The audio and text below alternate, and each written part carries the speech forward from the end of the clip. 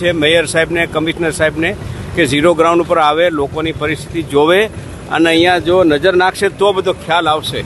ઓફિસમાં બેઠા બેઠા કશો ખ્યાલ ન આવે.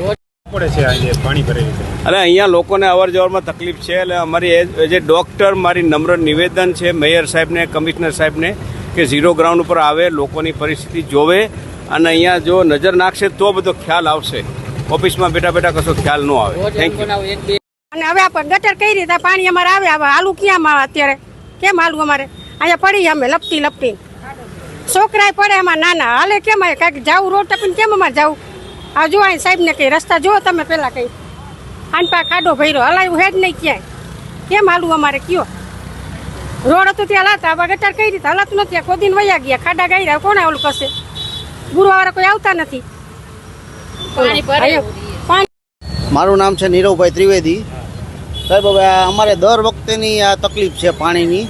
પાણી ભરાય આ રોડ અને આ બ્રિજનું કામ છેલ્લા 1.5-2 વર્ષથી ચાલુ છે, પણ કોઈ જાતની સુવિધા નામે જીરો છે. અને બાજુમાં સર્વિસ રોડ એને કાઢીને પછી બ્રિજનું કામ ચાલુ કરવું જોઈએ, પણ એ માયલું કાંઈ અહીંયા છે નહીં સાહેબ.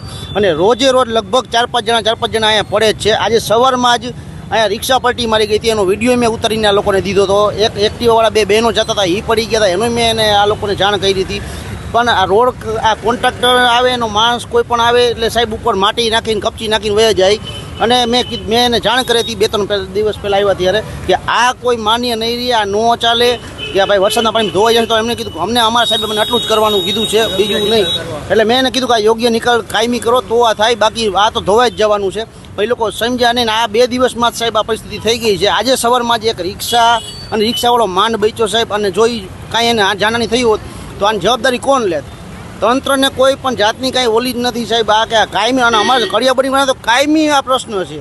અમે દર વખતે અમે વર્ષોથી આ જ જાણ કરી છે, અને એ લોકો કોઈ પણ જાતનું આવીને ઉપરછલું કરીને વયા જાય છે સાહેબ. એટલે અમને કાયમી આનું ધોરણે કાયમી નિકાલ થાય એવી અમે અપેક્ષા રાખી છે સરકાર પાસે. નિવેદન કરીએ છીએ. શું સમસ્યા છે? મારું નામ નરેન્દ્રભાઈ ગોયલ છે. હું અહીંનો સ્થાનિક રહેવાસી પણ છું અને સ્થાનિક વેપારી પણ છું. તો આ સર્વિસ રોડની દયનીય હાલત સાહેબ આપ જોઈ શકો છો. આ જ્યારે સર્વિસ રોડ આજથી 3-4 મહિના પહેલાં જે પુલનું કામ ચાલુ કર્યા મોડ જે બંને સાઈડ સર્વિસ રોડ બનાવવામાં આવવા જોઈએ તે પ્રોપર રીતે બનાવેલ નથી કોઈ પણ રોડ. અને જે એક કટકો મૂકીને એક કટકો બનાવેલ છે. આજથી 3-4 મહિના અગાઉ જ્યારે મુખ્યમંત્રી ભૂપેન્દ્રભાઈ પટેલ શ્રી મોરબીમાં આવેલ ત્યારે રાત્રે 3 વાગે આવી અને તાત્કાલિક પેચવર્ક કરવામાં આવેલું એ સમયમાં રાત્રે 3 વાગે, બરોબર. તો અત્યારે આ છેલ્લા 4 દિવસથી સામાન્ય એક જ જેવા વરસાદમાં જો રોડની આવી પરિસ્થિતિ હોય તો મોરબીમાં થોડો ઝાઝો વરસાદ પડે તો પરિસ્થિતિ શું થઈ શકે? અને જેથી પાણીનો નિકાલ કડિયા બોર્ડિંગમાં વર્ષોથી પાણીનો વરસાદ ગયા પછી પણ 15 દિવસ પાણી કાયમી માટે ભરેલું રહે છે સાહેબ. તો હું આપના માધ્યમથી જે તે વહીવટી તંત્રને એવી અપીલ કરું છું કે વહીવટી તંત્ર ક્યારે કોકનો જીવ જાય ત્યારે જાગશે.